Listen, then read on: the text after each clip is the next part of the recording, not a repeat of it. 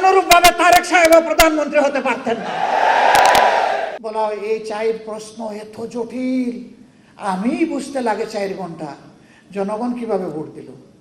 চিংড়ি মাছের জীবন, লাভ দিলে পিছনের দিকে যায়। আল্লাহর কসম, জীবন দিব কিন্তু 24 হারিয়ে যেতে দেব না। রাজনীতিবিদরা যদি এইরকম জাতির সাথে প্রতারণা করে, তাহলে এ দেশের মানুষ যাবে কোথায়? আমরা লজ্জিত। প্রতিবারই সাধারণ জনগণ, তরুণ ছাত্র সমাজ, যুব সমাজ, শ্রমিক ভাই বোনেরা জীবন দিয়ে এই অর্জন যখন জাতির হাতে তুলে দেয়, তখন কিছু লুটেরার হাতে এটা হারিয়ে যায়। সেই 24টাও শেষ পর্যন্ত যা হলো, হারিয়ে দেওয়ার কসরত করা হচ্ছে। আল্লাহর কসম, জীবন দিব কিন্তু 24 হারিয়ে যেতে দেব না।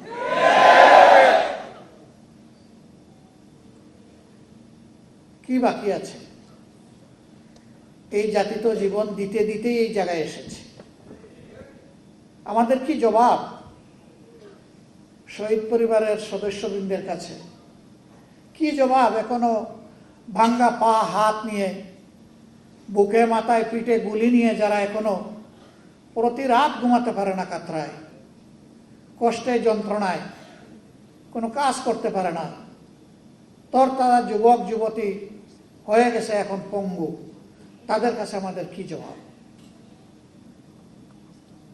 এখন যে পার্লামেন্ট এবং সরকার গঠিত হয়েছে, সবাই স্বীকার করে যে একটি 24-এর ফসল, কিন্তু কেউ কেউ বলতে চান 24 তেমন কিছু না, এর আগের অংশটা গুরুত্বপূর্ণ।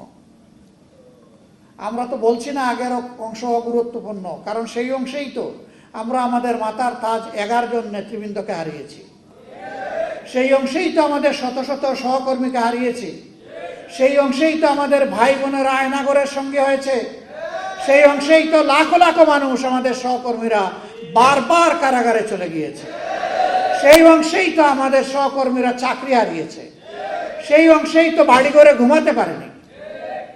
আমরা তো ওই অংশ অস্বীকার করছি না, কিন্তু এইটা অস্বীকার করার কোনো উপায় নেই। আমাদের এত এত ত্যাগ, আমাদের আন্দোলন এবং প্রতিরোধ তখন কিছুই কার্যকর হয় নাই। যা এসে কার্যকর রূপ পেয়েছে 24-এ, এই 24কে স্বীকার করতে এত হীনমন্যতা কেন?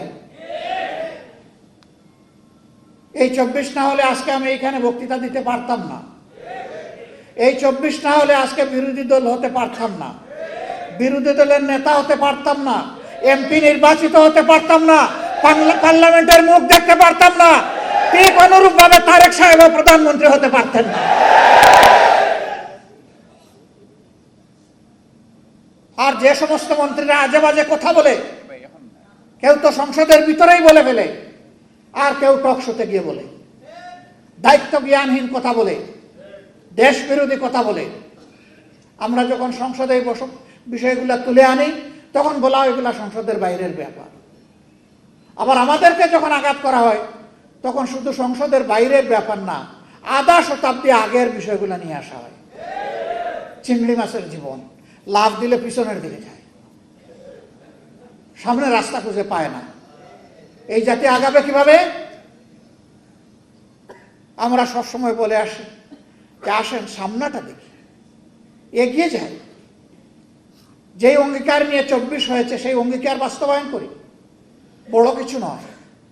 এই যুবকেরা চেয়েছিল একটা বৈষম্যহীন সমাজ, চেয়েছিল সকলের অধিকার নিশ্চিত হোক, তারা চেয়েছিল বাংলাদেশ থেকে দুর্নীতি দূর হোক, তারা চেয়েছিল চাঁদাবাজদের কবলে পড়ে জাতির যে জেরবার অবস্থা, এখান থেকে জাতি মুক্তি পাক, তারা চেয়েছিল আদালতে গেলে মানুষ যেন ন্যায় বিচারটা পায়।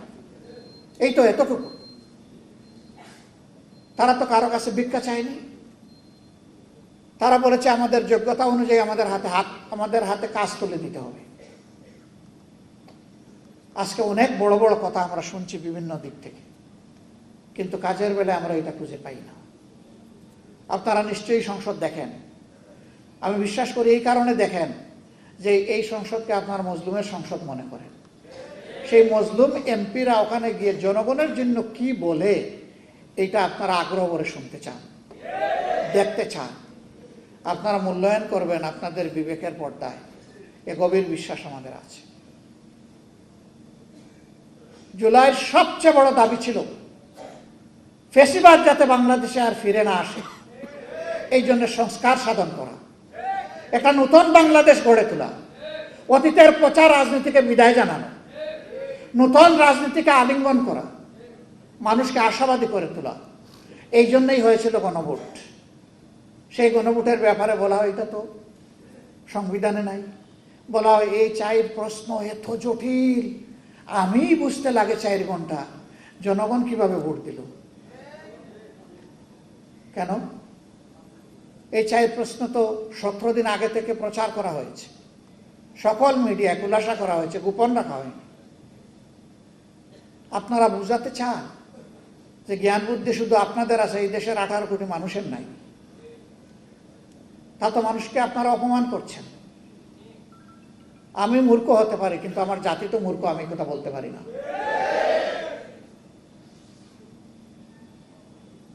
সম্মানিত ভাইয়েরা, 4 প্রশ্ন জাতি যদি না বুঝে তো 31 প্রশ্ন বুঝে কিভাবে? এগুলো সব গুজামিল, ভাওতাবাজি।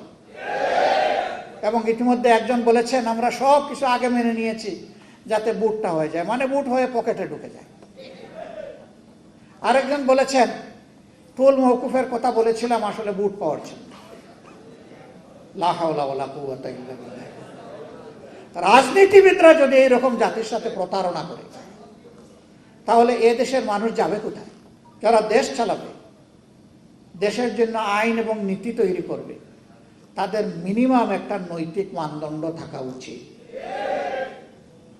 ইলেকশনের আগে তারাও বললেন, আমরাও বললাম, সবাই গণভোটে হা বলুন। জনগণ 70% মতো হা বলল। এখন তারা বলেন যে 51% মানুষ আমাদেরকে রায় দিয়ে পাঠিয়েছে, আমরা এটা মানব না, কারণ আমরা সংখ্যাগরিষ্ঠ। তো 51 বড় না 70 বড়? আপনাদের দাবি যদি মেনেও নেই, কিভাবে ভোট পেয়েছেন সে বিতর্ক থেকে গেল ইতিহাসে। পাইছেন কি পান নাই, হিসাব কিভাবে মিলাইছেন জনগণ জানে। 3.5 ঘন্টা ব্ল্যাক আউট করে কি করা হয়েছে জনগণ বুঝে, এবং এর জন্য রাজসাক্ষীও পাওয়া গেছে, কোনো অসুবিধা নেই। ইতিহাস অবশ্যই এইটাকে পর্যালোচনা করবে ইনশাআল্লাহ, এবং যার যার পাওনা সবাই সময় মতো পেয়েও যাবেন ইনশাআল্লাহ।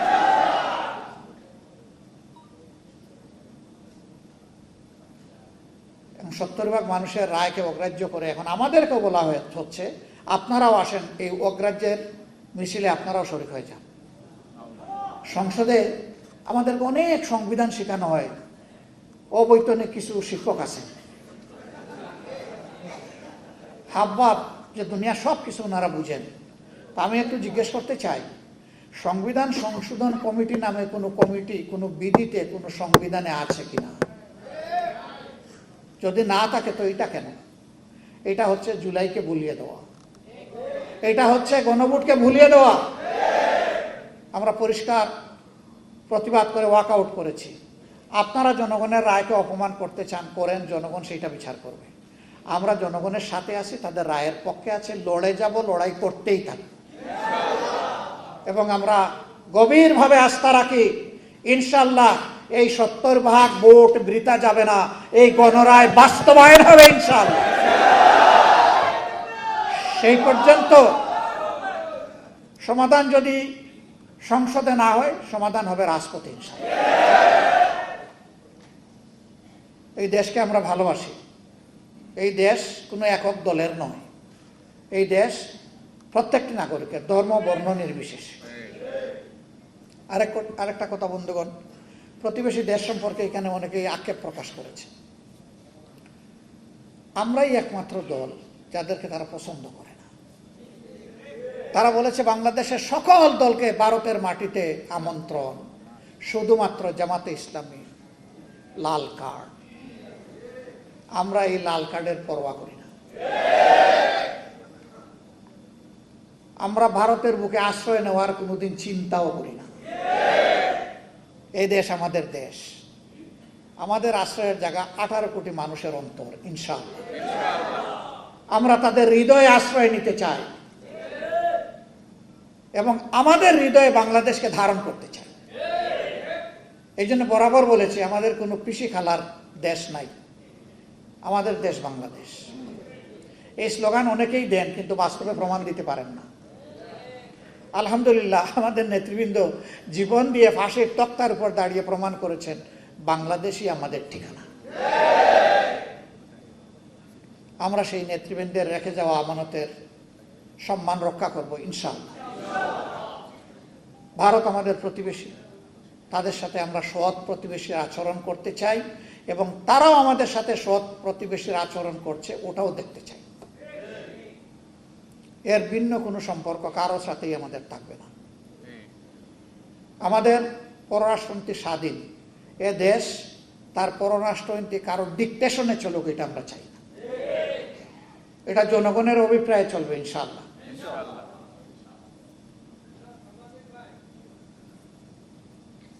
সম্মানিত ভাই বোনেরা, অনেক কথা বলে ফেললাম।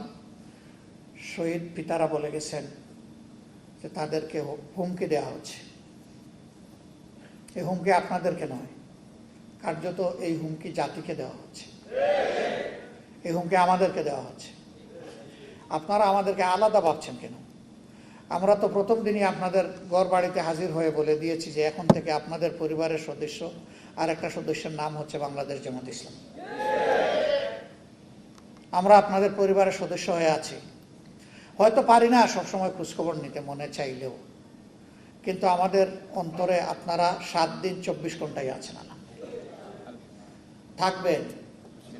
এই ঋণ পরিশোধ করার কোনো শক্তি আমাদের নাই, কিন্তু আমরা চেষ্টা করে যাব যাতে আপনাদেরকে সম্মানটুকু দেখাতে পারি। আল্লাহ যেন এই শক্তি আমাদেরকে দান করেন। আপনাদের নিরাপত্তা আমাদের নিরাপত্তা। আমরা ভয় পাই না, ভয় পাই শুধু আল্লাহ রাব্বুল আলামিনকে। আর কাউকে কোনো পাত্তাই দেই না, পাত্তা দিব না ইনশাআল্লাহ। আহত পঙ্গু ভাইয়েরা যারা আছেন তাদের জন্য বড় দুঃখ। শহীদ হয়ে যারা চলে গেল আমরা বিশ্বাস করি তারা তো জান্নাতের পাখি হয়ে গেল, কিন্তু যারা এই যে বেঁচে আছে কষ্ট নিয়ে, তাদের জন্য বড়ই কষ্ট লাগে। আসলে তাদের জন্য কার্যকর কিছু আমরা করতে পারি। আমরা বড় লজ্জিত। সরকার পারে, এই জন্যে এই বাজেট সেশনে 2 বারই এই দাবি উত্থাপন করেছি যে মেহরবানি করে তাদের বিষয়টা সর্বাধিক অগ্রাধিকার দিয়ে দেখতে হবে। রাষ্ট্র যদি না দেখে তাহলে এই রাষ্ট্র হবে অভিশপ্ত রাষ্ট্র, এই রাষ্ট্র হবে অকৃতজ্ঞ রাষ্ট্র, নিমক হারাম রাষ্ট্র। আমরা আশা জাগাইয়ে রাখতে চাই যে এই রাষ্ট্র নিমক হারামি করবে না এদের সাথে, কিন্তু যদি করে তাহলে অতীতে যেমন নিমক হারামদের কোনো ভালো পরিণতি হয়নি, বর্তমানেও হবে না।